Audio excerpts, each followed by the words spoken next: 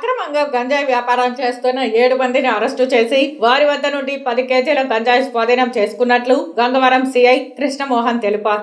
శుక్రవారం గంగవరం పోలీస్ స్టేషన్లో ఏర్పాటు చేసిన విలేకరుల సమావేశంలో ఆయన మాట్లాడుతూ బైరెడ్డిపల్లి మండలం కైకల వద్ద గంజాయి అమ్ముతున్నారన్న సమాచారంతో దాడి చేసి నిందితులను అదుపులోకి తీసుకుని వారి వద్ద నుండి 7 కేజీల గంజాయి స్వాధీనం చేసుకున్నామని ఆయన తెలిపారు.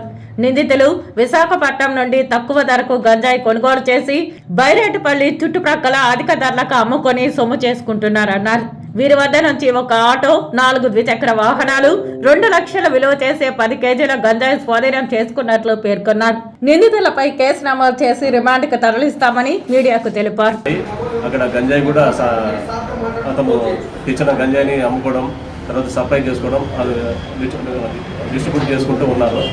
మేము వాళ్ళని పట్టుకొని మా దగ్గరకు తీసుకొని మనం విచారిస్తే మొదటిగా ఈ సలీం అనే అతను మన పొలంనేరు ప్రాంతానికి చెందిన సలీము ప్లస్ వెంకటేష్ వీళ్ళిద్దరూ కూడా చింతపల్లి పరిసర ప్రాంతాల్లో చింతపల్లి విశాఖపట్నం అటుపక్క పరిసర ప్రాంతాల్లో అక్కడి నుంచి కొంతమంది వ్యక్తుల దగ్గర నుంచి గంజాయి తెచ్చుకోవడం జరుగుతుంది.